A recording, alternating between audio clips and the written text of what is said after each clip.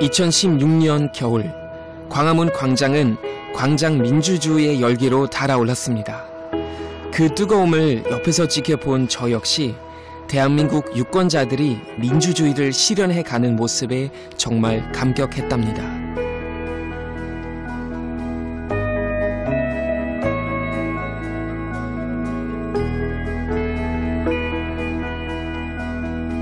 아마 세계인이 대한민국에 주목했던 순간이 아닐까 싶은데요. 국가별 민주주의의 지수도 4위나 올랐는데요. 부정 혐의가 드러난 대통령을 탄핵에 이르게 한 군종 집회에 힘입어 순위가 상승했다고 밝혔습니다. 뒤이어 치러진 19대 대선에서는 전 연령대에서 다른 선거보다 뜨거운 참여를 보였는데요. 특히 20대의 투표율이 월등히 높아졌습니다.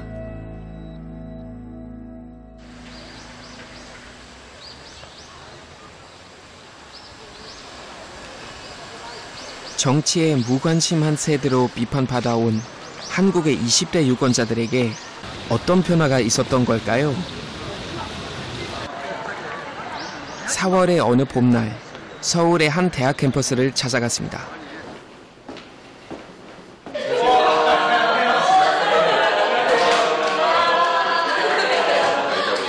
저 학교 되게 오랜만에 왔어요. 너무 설레요. 진짜 나이 든 것 같은데. 아니, 학교 오니까 너무 좋고. 완전 동안이세요. 진짜요? 감사합니다. 여기 이제 좀 특별한 모임이라고 들었어요. 어떤 모임이세요? 저희는 이제 컨텐츠를 제작하는 모임이에요. 네네. 지방선거 맞이해서 이제 투표 독려 영상 만들려고.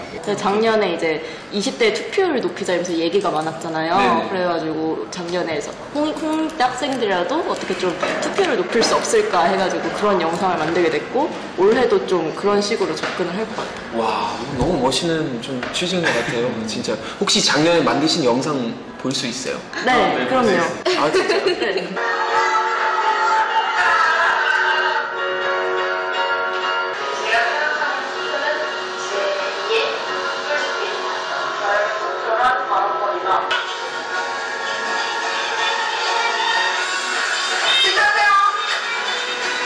마네킹이 살아 움직이지 않는 한 투표를 하겠습니다.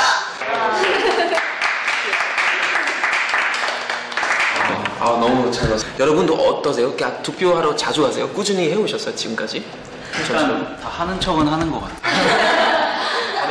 안 한 애들은 조용히 있고, 한 사람들은 이제 막 손바닥 여기 찍어서 올리고 그러는 것 같아요. 요즘은 20대들도 투표율이 낮다고 해서 난 투표 안 했어, 그때 놀러 갔어 이러면은 네네. 20대 사이에서도 되게 비판적인 분위기? 그러니까 독일은 지금 제일 젊은 이제 그 국회의원 한 18살 정도 된 걸로 알고 있어요. 그러니까 굉장히 젊은 나이부터 이제 정치 활동도 하고, 어렸을 때부터 이제 당마다 그 청소년을 위한 어떤 그 약간 동아리라고 생각하시면 될 것 같은데, 그 당 있거든요. 사람들이 한 15살, 16살부터 거의 활동도 해요.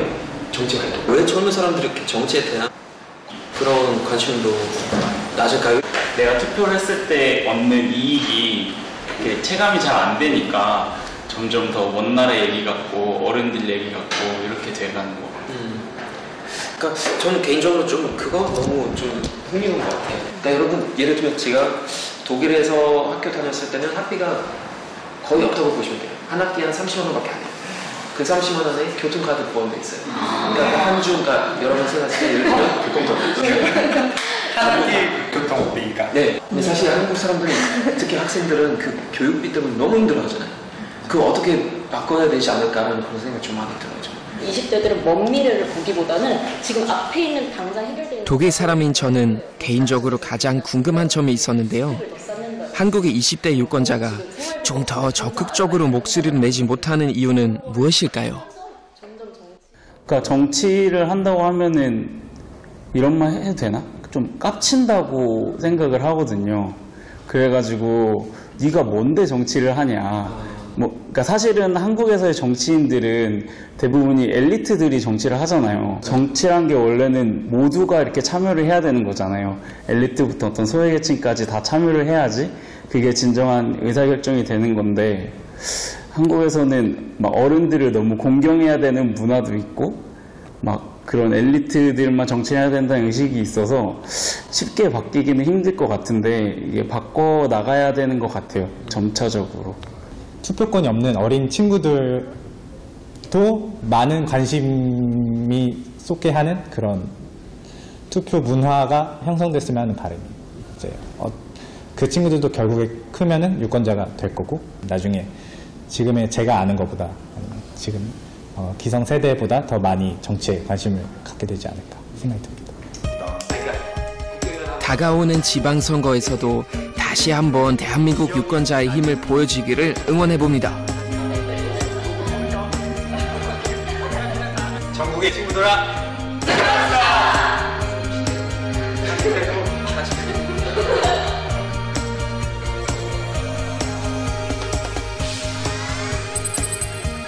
국가별 민주주의 지수에 따르면 완전한 민주주의 국가로 꼽히는 나라들이 있습니다. 독일 역시 그중 한 나라입니다. 대한민국은 완전한 민주주의와 미흡한 민주주의 그 사이에 걸쳐 있는데요. 이제 대한민국이 완전한 민주주의 국가로 가기 위해 남은 과제는 과연 무엇일까요? 항목별 점수를 따져보면 선거 과정의 투명성이 월등히 높고 정치 참여가 상대적으로 낮은 것으로 조사됐습니다.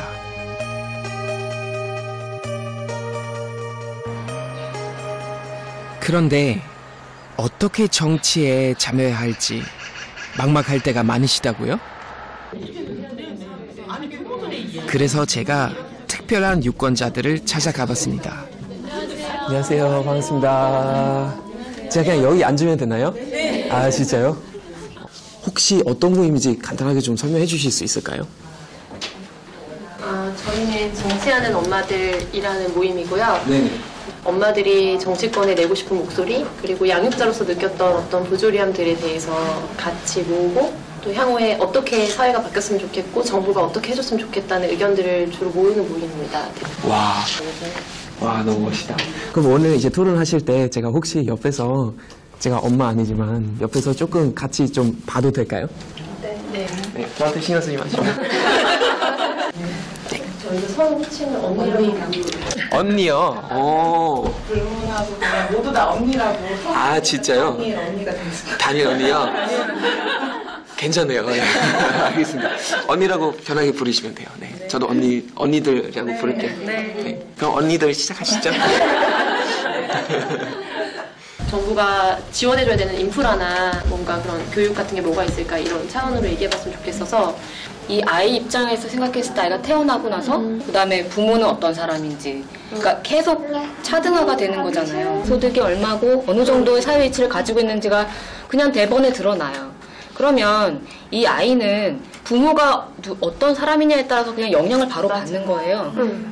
역시 보육교사의 노동도 떨어뜨려 놓을 수 없는 문제인 것 같아요, 저는. 화장실을 못 가고 아니, 이분들 그냥 엄마들 맞으신가요? 4세까지 특별활동을 안 해요. 정부의 정책을 비판하고 대안까지 고민하고 있었는데요. 저에게 발언권이 주어지기까지 한참을 기다려야 했습니다. 독일에서 아이 키우는 게 좀 어떤지 하고, 좀 그런 거와 관련된 뭐 정부 지원이나 이런 게 좀 어떤지 궁금해요. 네, 저도 사실 뭐 자세히는 잘 모르죠. 저도 전문가 아니라서 여러분 너무 토론 듣는데 저도 약간 중간에 좀 한번 껴볼까 막 그런 생각했는데 그 생각을 다 버렸어요. 너무 잘하셔서 진짜 하나도 모르겠는데, 이제 독일은 제 알기로는 약간 그 양육 기간이 좀 법적으로 잘 정해져 있어요. 총 한 3년까지는 거의 직장 나가지 않더라도 나중에 다시 그래도 복귀할 수 있는 그런 시스템이 돼 있고, 엄마랑 아빠랑 그거 같이 나눠서 쓸 수 있는 시스템이 되게 잘 돼 있어요. 제도적으로는 아빠나 엄마나 말씀하셨던 것처럼 상의해서 부부의 판단에 의해서 나눠서 쓸 수 있게끔 되어 있는데, 제도와 법은 다 다 갖춰져 있죠. 네, 저는 개인적으로도 언니들한테 제일 궁금한 거는 언니 혹시 다 알아들으세요? 네네. 아, 진짜요? 아이도 있고 그러다 보니까 제가 그냥 조금 가만히 있었어요.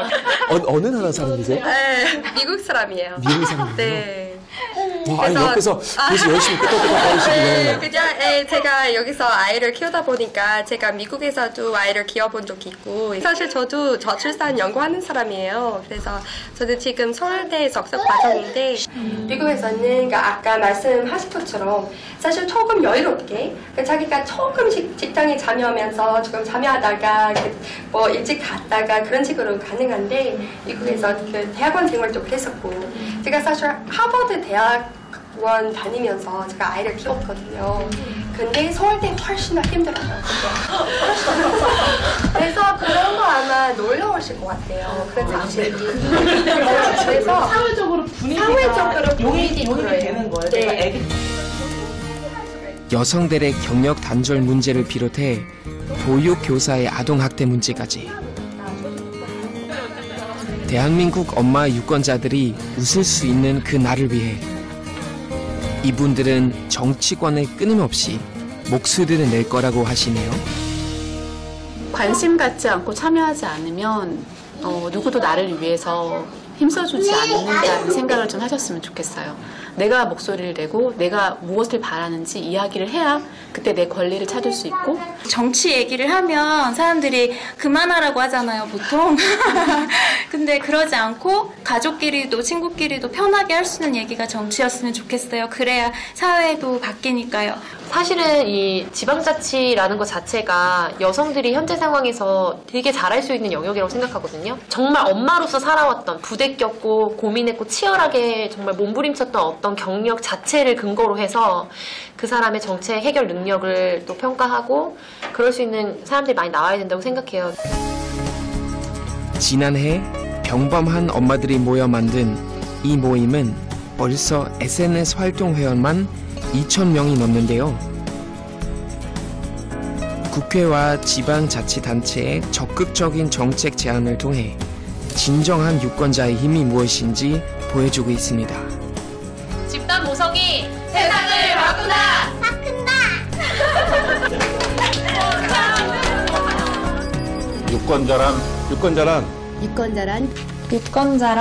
유권자란 셜록 홈즈다. 유권자는 셜록 홈즈처럼 정치권의 숨은 속셈? 이런 거를 추리해야 한다고 생각하고요. 그리고 올바른 후보자를 꿰뚫어보는 안목이 중요하다고 생각해서 유권자는 저는 진짜 생명이다. 유권자로 인해서 이제 정치인도 만들어지는 거잖아요. 근데 정치인들이 정말 잘못하는 이제 정말 나라가 진짜 망할 수도 있는 거잖아요. 정말 서민들이 너무 힘들거든요. 여러분에게 유권자는 어떤 의미인가요? 제 답은 이렇습니다. 유권자는 새끼 호랑이다. 유권자는 제가 볼 때는 새끼 호랑이라고 얘기할 수 있는 게 아직 자기 힘을 모르는 존재다.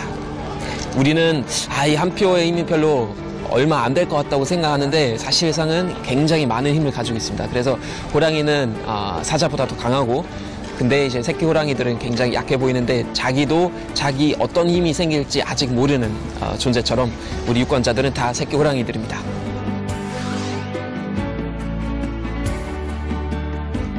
오늘은 대한민국 역사에서 유권자로서의 권리가 처음으로 주어진 날입니다.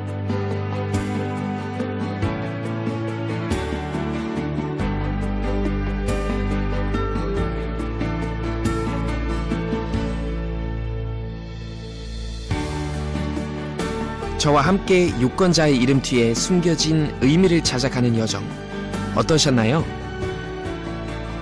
여러분은 혹시 유권자로서의 권리가 공기처럼 당연히 주어진 것이라고 생각하시지는 않으셨나요? 하지만 70년 전 첫 투표가 시작된 이후 그 권리를 지키기 위해 오랜 세월 수많은 사람들이 목숨을 걸고 싸워야만 했다는 사실 이젠 기억하실 겁니다.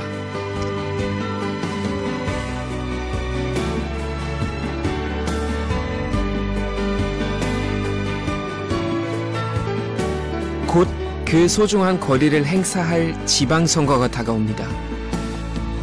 여러분은 그 한 표를 어떻게 사용하실 계획이신가요?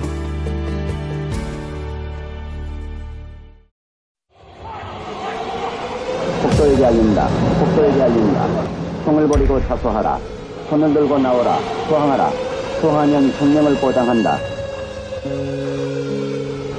광주 시민 전체가 했다 해도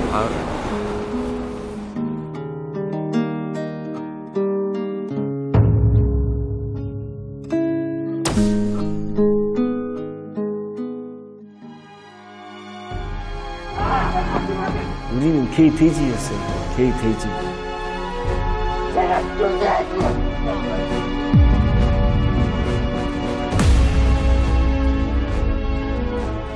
왜 군인들이 와서 왜 사람들 죽이는지 그 이유를 전혀 몰랐죠. 그분들은 누구를 위해서 죽었을까요? 제가 모를게요. 누구를 위해서? 무엇을 위해서?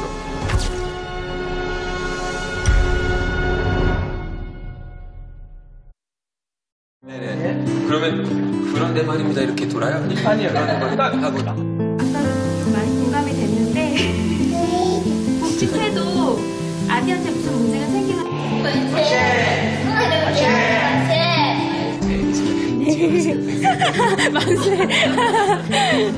엄마 얘기 잘했어? 대한민국의 행복지킴이요 내가. 좋습니다. 행복지킴. 우리의 행복은 우리가 찾아야 돼.